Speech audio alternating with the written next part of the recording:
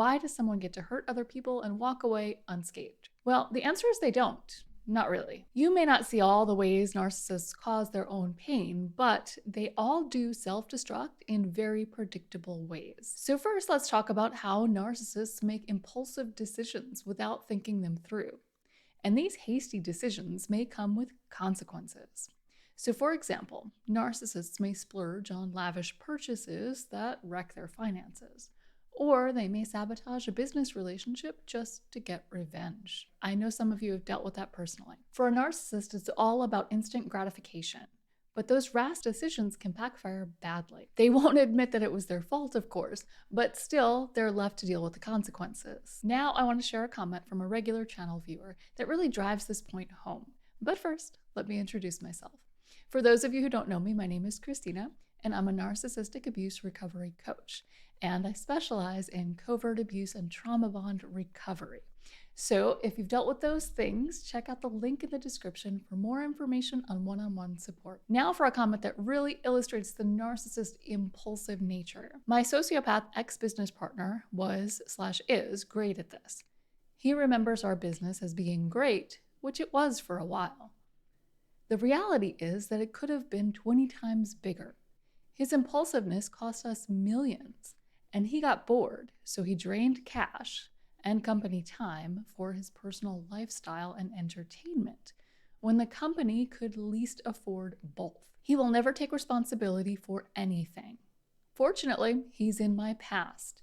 Haven't spoken to him in a couple of years. And this is a really good lesson for all of us. Never get into bed or business with a narcissist or sociopath if you can help it. So if you are seeing red flags, get out before it gets worse. Now let's talk about the narcissist's relationships. I think you know exactly how every relationship with a narcissist ends. It's not pretty. And while it appears the narcissist is in control and getting exactly what they want, I'm not sure that's the full picture. You may know that narcissists typically cycle through supply, which in relationships means people, and they cycle through very quickly. But if you've been through the cycles of narcissistic abuse a few times, meaning you've gone through a few rounds of love bombing, devaluation, and discard. So if you've been through this, you may notice that the narcissist actually seems to have very little control over these cycles. It's almost as if they're driven to behave in these destructive patterns.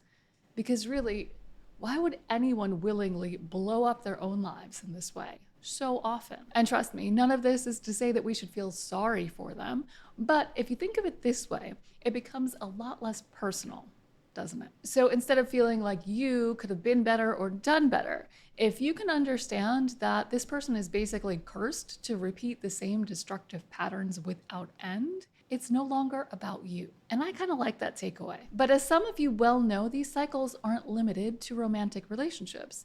Narcissists are out there wreaking havoc with friends, coworkers, and family members too. And all the while, they're burning bridges. A narcissist will push people away to the point where they have no real meaningful bonds left. And eventually, they may find themselves alone on their very own island of self-importance, especially as they age and their looks and charm diminish. And here's a comment that basically sums up how narcissists end relationships. I'm still struggling with no contact. I was trauma bonded. She has burned so many bridges and been so cruel since suddenly discarding me. I need closure. 15 years of close friendship ended in accusations against my character and ghosting. So unfortunately, closure is a myth. It's not something you can get from the other person, but I do have a video where I help you translate the narcissist's actions into words. And this may help you feel like you're getting that closure, because actions paint a much truer picture. And when you really look closely to those actions, nothing's left unsaid. So you'll see that video pop up in the card now, but you can actually wait till the end of this video to watch it if you'd like. You'll find it in the bottom section of the description below. So now let's talk about how the narcissist self-destructs through their lack of empathy. Usually we think of this as something that is hurtful to us, right? Because they don't have empathy. They don't really care about how their actions affect others. And so it kind of paints the picture that they can hurt other people and just ride off into the sunset. But that's not exactly true. You see, we really need emotional empathy in order to create strong bonds with other people. But we know narcissists are severely lacking in this much needed life skill. And what's more, they don't really see a need for it. So if you look at the most malignant of narcissists, you might find them bragging about what little empathy they have. They might even say something like, empathy is for the weak. But if you've loved and been loved, you know that they're not winning. They may win with material things and smear campaigns, but ultimately they don't know true happiness. And when you look further down the scale of narcissism, you'll find narcissists who build their lives around reaching for that love and affection. But then you can see how they clearly sabotage it every time. See, what's interesting is that narcissists are pretty good at finding decent people to surround themselves with. And without the entitlement, self-importance, and abuse, this would be a recipe for very many successful relationships. But we know that's not the case. You see, they usually have the right people around them to make things work. They're just lacking the right connector, which is empathy. And here's a comment that's a good example of a lack of empathy in action. When I was on crutches for a broken ankle, he thought it was funny watching me use my crutch to lower the toilet seat. It was beneath him to lower a toilet seat. He even said it. So, wow, this commenter really drives home a crucial point that we often miss in these relationships. When it comes to safety, so often we think of physical safety. But if you expand that definition to emotional safety, you might realize exactly how dangerous it is to stay with a narcissist. Because at a bare minimum, you should feel safe in any relationship. And on the topic of empathy, another commenter says, it's heartbreaking. They make you fall for them and then withdraw. And you see how cold and unfeeling they really are, just walking black holes. So we tend to associate empathy with human nature. And so when you see it's absent in someone, it does seem kind of like a black hole, like there just isn't any substance there. All right, now let's talk about the narcissist's web of lies. And first, let's acknowledge that some narcissists are better at lying than others. And those who aren't as good, they still lie, but they rely more heavily on sleight of hand and lies of omission. Still, the truth eventually comes out, at least most of the time. Someone has to be incredibly good at lying to go through life without facing any consequences. So their lies usually end up hurting them eventually, even if you don't see it. So narcissists may lose jobs or get into legal trouble, and they definitely burn bridges with people who once trusted them. And this may seem like par for the course for a narcissist, and it is, but it isn't a net win. Yes, they may get away with some of it, but imagine always having to look over your shoulder or cover your tracks. And also imagine always having to jump from job to job or person to person, or even city to city to outrun your lies.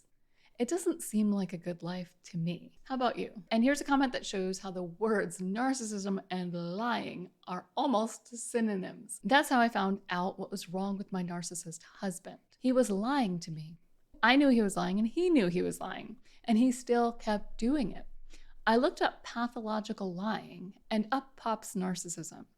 It all fell into place. I find it fascinating how we all tend to follow different paths to the same place. So if you feel like sharing, let me know how you eventually stumbled upon narcissism as a fit for your relationship with this person. So now let's talk about another way narcissists self-destruct. So we know that narcissists have a deep fear of being exposed, but it's not exactly how you might think.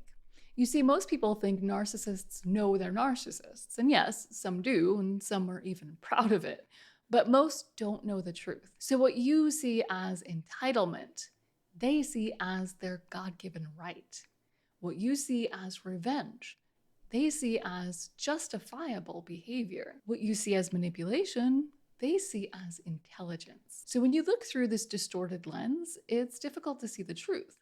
But still, the narcissist does know something is off. They know they're not like other people.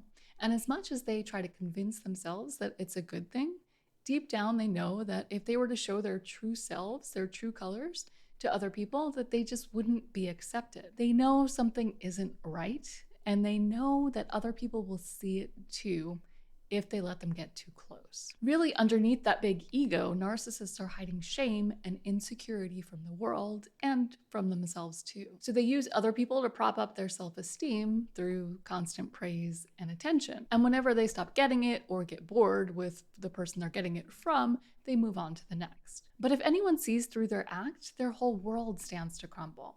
I've said this before, but it bears repeating. When your sense of self is built upon layers of shame, like it is with a narcissist, it's always going to be a house of cards. A strong wind can blow it right over. And this is just another thing that keeps the narcissist from finding true happiness. When you're connecting with people in an inauthentic way, all while protecting this house of cards with your life, there's not much room for happiness. And that may seem like a sad story, but through it all, the narcissist will find a way to blame you for it, won't they? And here's a comment that highlights how fiercely the narcissist will protect that false image. For the longest time, I started believing I was just as narcissistic as my daughter's dad is. However, I learned that I was just always calling his bluff, and he hated that I knew his tactics.